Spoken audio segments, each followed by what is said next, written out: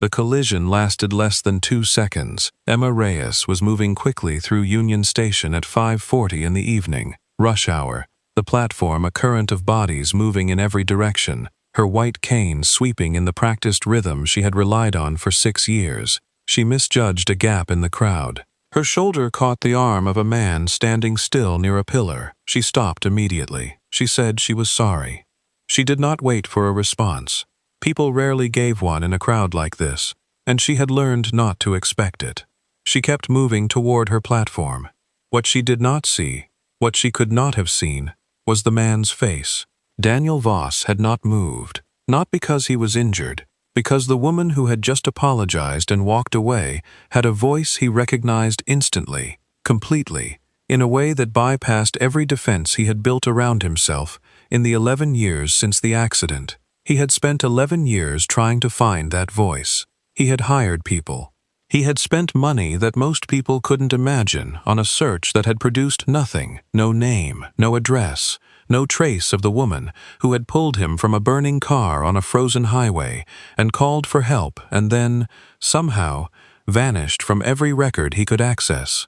She had just walked past him in a train station, and she had no idea who he was. He had every intention of finding out who she had become. Please like this video right now. Those likes matter so much for stories like this. Hit the button, subscribe too, completely free. Drop a comment and tell me where in the world you're watching from. Now let me take you back 11 years. 11 years ago, Daniel Voss had been 26 years old and driving home from a business meeting on a stretch of interstate outside the city during the worst ice storm the region had seen in a decade. He did not remember the crash itself, only the moments before, the car sliding, the world tilting, and then nothing until a voice. A young woman's voice, calm and steady despite the cold and the smoke, and the specific chaos of a car wreck on an empty highway. She had pulled him from the wreckage before the vehicle caught fire completely.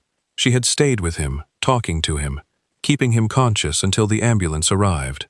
He remembered almost nothing about her appearance. His vision had been compromised by blood and smoke and the specific blur of trauma.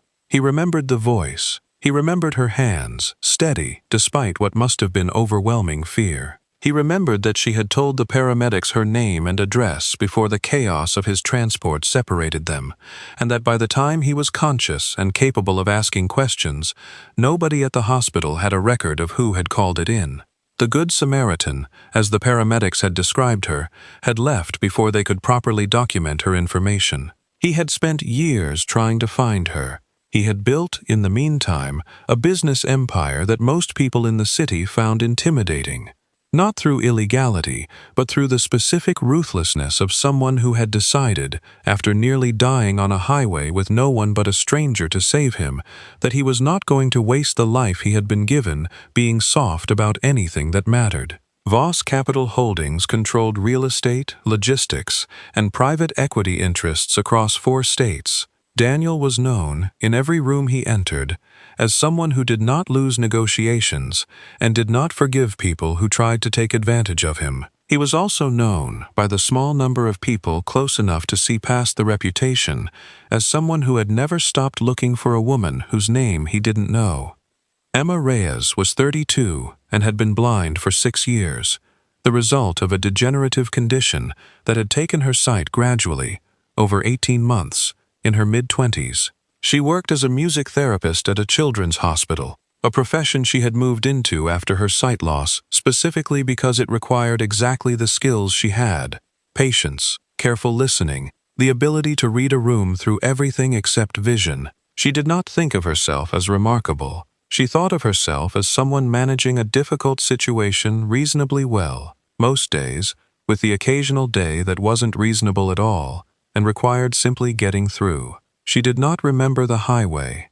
She did not remember the stranger she had pulled from a wrecked car 11 years ago, on a night that had been, for her, one of hundreds of ordinary nights before her sight loss began. A quick decision made on instinct, a call to emergency services, and then continuing on to wherever she had been going, because that was simply what you did when you saw someone who needed help. She had no idea the moment had mattered to anyone beyond that night. She certainly had no idea that the man she had bumped into at Union Station was the same person. Daniel followed her at a distance through the station, not invasively, but carefully, until he confirmed which train she boarded and, through a quick conversation with station security the following day, using resources that very few people had access to, confirmed her name. Emma Reyes. He sat with the name for a long time. He hired the same investigator who had spent years failing to find her, and within 4 days, the investigator produced a complete picture. Her work at the Children's Hospital, her sight loss, the modest apartment she lived in alone, the fact that she had no family in the immediate area, and a small, tight circle of friends who knew her well. Daniel read the report twice. He thought about 11 years of searching for a voice and a pair of steady hands, and finding, instead, a woman who had built an entire careful life around a disability that had nothing to do with the night that had brought them together.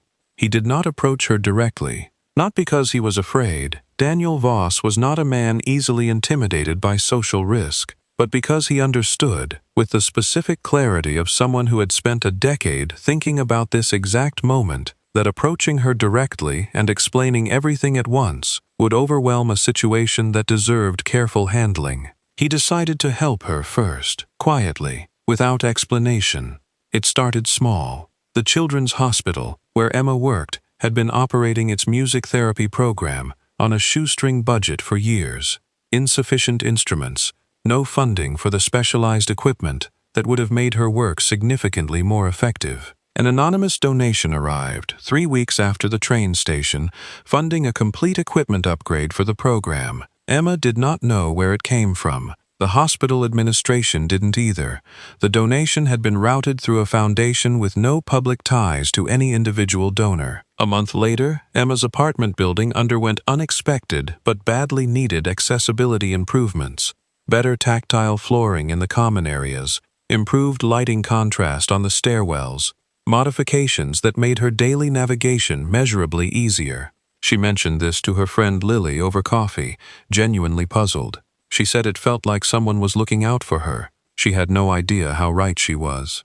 Daniel began appearing in her life in small, deliberate ways that never announced themselves as anything beyond coincidence. He arranged, through a colleague who served on the hospital's board, to be introduced to the music therapy program as a potential corporate sponsor, a context that allowed him to meet Emma directly, professionally, without revealing anything about the train station or the highway or 11 years of searching. She did not recognize his voice the way he had recognized hers. This did not surprise him. He had spoken perhaps a dozen disoriented words to her on that highway, mostly incoherent from the trauma.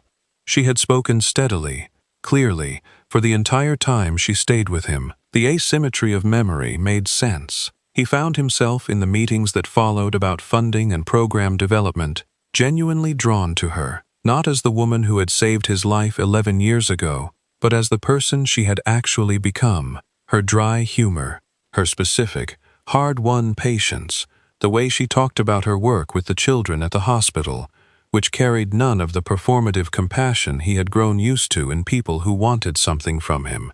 She did not want anything from him. She had no idea there was anything to want. Please like this video. I'm asking you. Those likes mean so much for stories like this. Hit the button. Subscribe if you haven't. It's free. Drop a comment right now. Where in the world are you watching from? Now the part where everything gets dangerous. Daniel's business rivals had been circling Voss Capital Holdings for over a year, looking for leverage in a competitive landscape where Daniel's reputation for ruthless negotiation had cost several competitors significant deals. A man named Harold Brennan ran a competing holdings group and had spent considerable resources trying to identify a vulnerability in Daniel, something that could be used to force a negotiation Daniel would otherwise never accept. Brennan's investigators found Emma. Not the history. Brennan didn't know about the highway, the 11 years, any of it. He found only the present, that Daniel Voss, a man who had no documented personal relationships of significance in over a decade, had begun appearing repeatedly in connection with a blind music therapist at a children's hospital. Brennan understood enough to recognize an opportunity. He arranged, through an intermediary, to make Emma aware, carefully, anonymously, that her continued safety depended on Daniel agreeing to specific concessions in an upcoming business transaction. The message reached Daniel before it reached Emma. His security team intercepted the communication attempt and brought it to him directly. Daniel read it standing in his office with the specific cold stillness of a man who understood, immediately and completely, what was being threatened. He made 2 calls. The first was to his head of security, instructing him to place protective surveillance on Emma immediately, discreetly, without her knowledge. The second was to Harold Brennan directly. The conversation was short. Daniel told him that whatever leverage he believed he had found did not exist in the way he thought it did, and that any further contact directed at Emma Reyes would be treated not as a business dispute, but as a personal one, and that Daniel handled personal matters with considerably less restraint than he applied to business ones. Brennan, who had built his career on careful risk assessment, understood the specific quality of the threat. He withdrew the approach. But the damage to Daniel's careful, quiet arrangement had already been done. He understood now that keeping Emma at a protected distance was no longer sufficient. He needed to tell her everything. He went to her apartment on a Thursday evening. He told her, without preamble, that there was something about their meeting that wasn't a coincidence.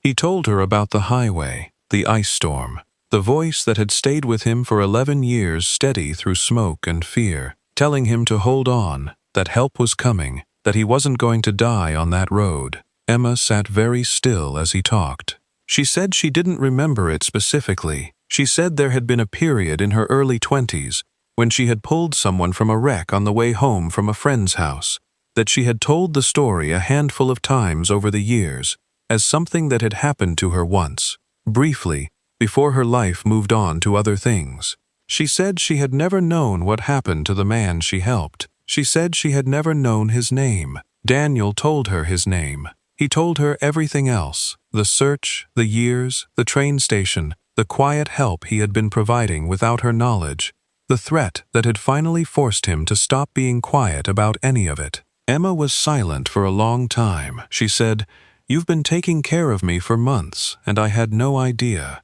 He said, "I didn't want you to feel like you owed me anything." She said, "I don't feel like I owe you anything. I feel like I should have been told." He said she was right. She said she needed time to process all of it, not because she doubted him, but because 11 years of someone else's story had just been folded into her own without warning, and that required more than a single evening to fully understand. He told her he would give her whatever time she needed. He meant it.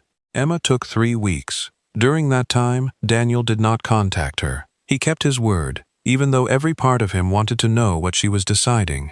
She called him on a Tuesday evening. She said she had been thinking about something specific, not the highway, not the 11 years, but the months of quiet help he had provided once they had actually met. The hospital equipment, the building improvements, the careful, patient way he had built a real connection with her before any of the larger truth came out. She said, "I think I would have liked you anyway, even without the highway." He said, "I think I needed to know that too." She said, "So what happens now?" He said, "Whatever you want it to be." She said she wanted to try, carefully, honestly, without the weight of an 11-year debt hanging over every conversation. He agreed. What followed was not dramatic in the way the discovery had been. It was the steady, ordinary work of 2 people building something real: dinners, conversations, the specific vulnerability of letting someone see you when you have spent years being careful about who got close.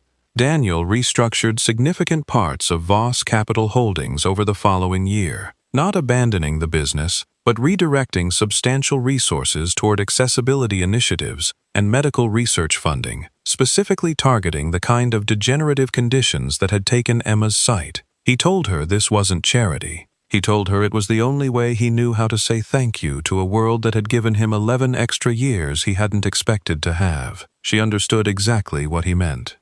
2 years after the train station, a specialized surgical treatment, funded in part through the research initiative Daniel had established, became available for Emma's specific condition. The procedure was not guaranteed. She decided to try it anyway. The recovery took 6 weeks. When the bandages came off, in a quiet room with Daniel beside her, the first thing Emma Reyes saw, after 6 years of complete darkness, was his face. She looked at him for a long time. She said, "You look exactly like your voice." He laughed, the kind of laugh that arrives from somewhere deep and unguarded. She said, "I mean that as the highest compliment I have." He took her hand. He said, "Welcome back.